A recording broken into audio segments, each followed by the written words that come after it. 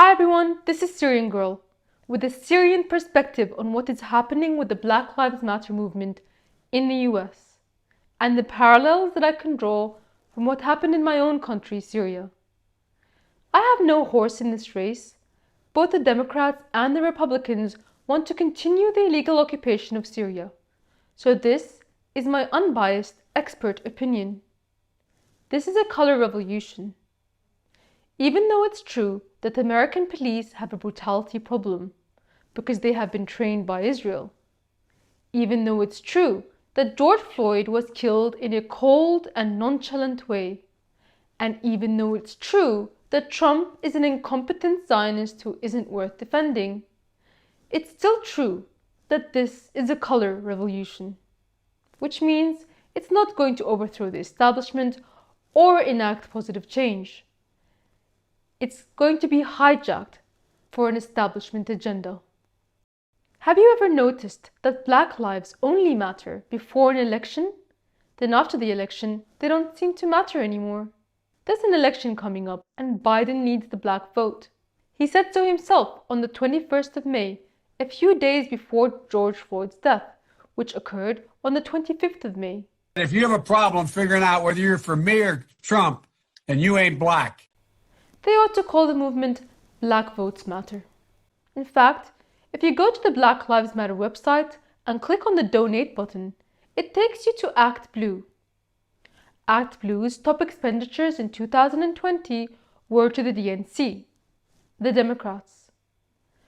Another piece of evidence that this is a color revolution is that the establishment media has been stoking racial tensions for months. In fact, there were a few other incidences the media highlighted before they ran George Floyd's story. There was the Central Park Karen, which compared to George Floyd's death seems so petty now. You even wonder why the media chose to highlight that story out of all the things that were happening in the US. Especially since it ran on the same day that George Floyd was actually killed, the 25th of May. Then there was the Ahmaud Arbery story. The media picked that one up 2 months after Ahmaud's death. I think the media were going through all the police reports with a fine-tooth comb, looking for something to use to racially incite people and direct their anger towards Trump. Obviously, they had a lot to work with. It's interesting that they can even use these events to target Trump because under the Democrats, police were also killing people without any negative repercussions. Lest we forget, 12-year-old Tamir Rice and Eric Garner were both killed by police under Obama's presidency. Black lives didn't matter then. In fact, the police officer who killed George Floyd also killed a Native American man years prior and was let off by a Democrat prosecutor, Amy Klobuchar. The Democrats destroyed an African country, Libya, and helped the rebels sell Black immigrants as slaves, and it all happened under an African American president, Obama. Black lives didn't matter then. Now Obama, the war criminal, is being bought out of the attic as the savior of Black lives and Biden's backer. There's obviously some tension already going on behind the scenes because on the 16th of May, Trump reopened the Obamagate controversy. None of this is a coincidence. Another piece of evidence that this is a color revolution is that the establishment media, like CNN, has been supportive of the protests. They support them in a way that waters them down and corrals them to something that isn't a risk to the establishment. However, at the beginning, it did get a bit out of their control when they were setting fire to CNN, for example. They just threw something on fire, Chris, a firecracker. Something's on fire! At that time, the media started blaming Russia. But neither Russia nor China had the financial or logistical means to cause an uprising in the US.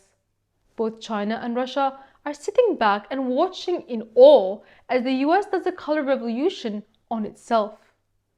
The scenes of police brutality against protesters in the so-called home of democracy highlighted the hypocrisy and exceptionalism of US imperialism that has destroyed nations on the pretext of bringing people freedom. It's funny to see conservatives who supported the violent Hong Kong protests be against protesters now. Some acknowledge that the recent events have undermined the narrative of moral superiority that neocons use to destroy nations, but the spin doctors at the Atlantic are already trying to claim the opposite. So I don't think the establishment believes that these events will undermine their wars at all. Another sign that this is a color revolution is that both Hollywood and multiple corporations are backing it. They all took part in the blackout, where they changed their profile picture to a black square. This doesn't just happen organically.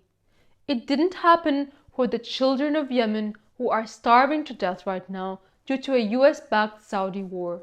It isn't happening for Syria, whose people have currently run out of basic medicines like Tylenol because of US sanctions. It has never happened for Palestine. We are only allowed to care about what they tell us we can care about, and only in a very controlled manner. While the current focus of the movement is tearing down statues of colonists of the past, the US's greatest ally, Israel, is preparing to colonize what's left of Palestine with the West Bank annexation. Even if individuals in the Black Lives Matter movement cared about this stuff, it hasn't been made a focus. The truth is, if Black Lives Matter focused on AIPAC and its wars, they'd be shut down very quickly. In 2016, Black Lives Matter joined forces with the Boycott, Divestment and Sanctions movement, an anti-Israel initiative. As a result, they found that their benefits were being cancelled. I don't know if you saw, but this club, ditched a Black Lives Matter event.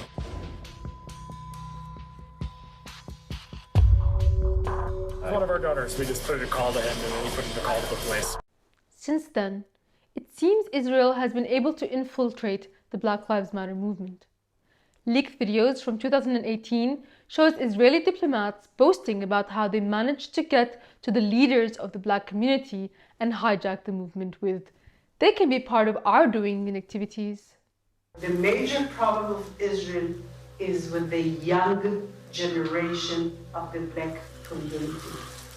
Black Lives Matter starts there.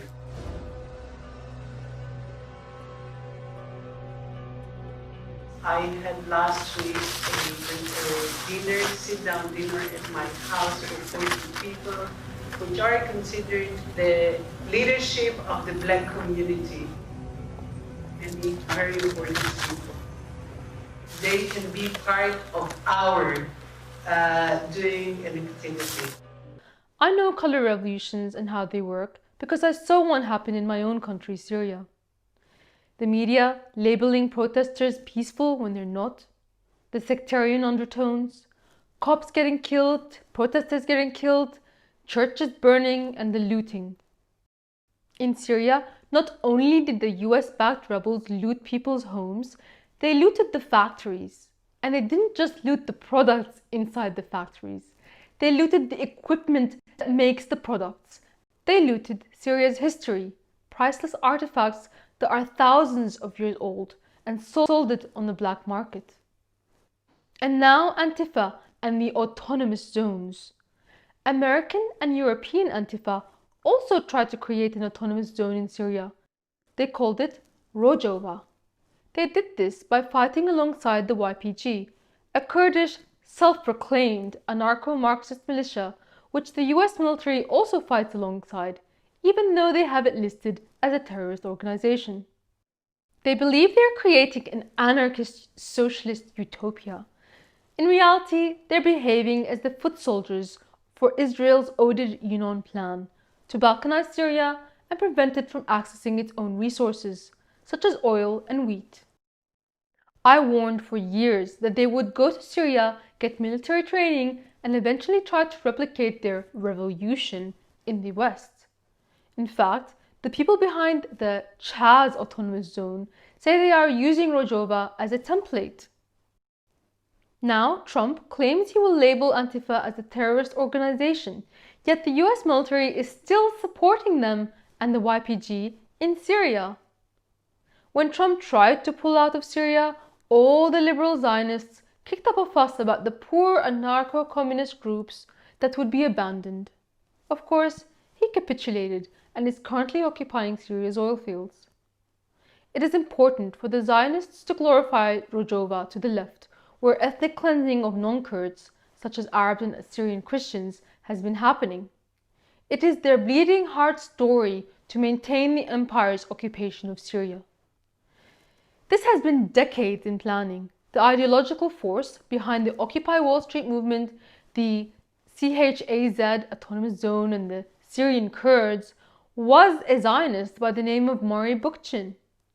He was especially influential to Kurdish leader Abdullah Öcalan, who is listed as a terrorist by the United States. In fact, Israel was built on anarcho-communist autonomous zones called kibbutz. Even before World War II, European Zionists came to Palestine as illegal immigrants and began living off these kibbutz. Joseph Trumpeldor, who later became a hero of the Israeli right, declared himself an anarcho-communist. Noam Chomsky was part of the Zionist kibbutz movement, and unsurprisingly, he calls for the US occupation of Syria to be maintained in order to create a Kurdistan. So, they are repeating the template they used to create Israel, to create a second Israel called Rojava, Kurdistan, in Syria. And now, they're doing it in the US, for reasons that are perhaps not yet clear, other than that maybe they want to recruit more sympathizers and foot soldiers for the occupation of northeast Syria. Or maybe Israel's plans is to throw the US away once it moves towards China. But after all is said and done, what is the alternative? Trump? No one has groveled at the feet of Zionism more than he has. Probably the only reason they hate him is he has been honest about the US's real motivations in the Middle East and perhaps a few domestic policies. The truth is, if you are demoralized about the left-right, Democrat-Republican, Biden-Trump false choice, that's a good thing.